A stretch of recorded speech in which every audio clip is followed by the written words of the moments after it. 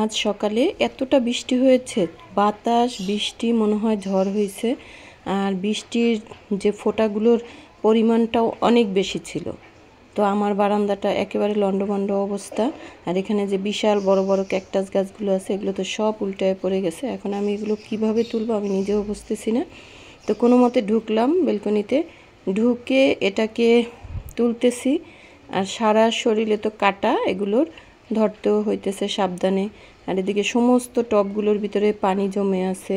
তো শুধু শখ করলেই হবে না, শখ করলে এর পিছনে কষ্ট আছে, পরিশ্রম আছে। গাছ শুধু লাগালেই হয় না, এর যে কতটা পরিশ্রম।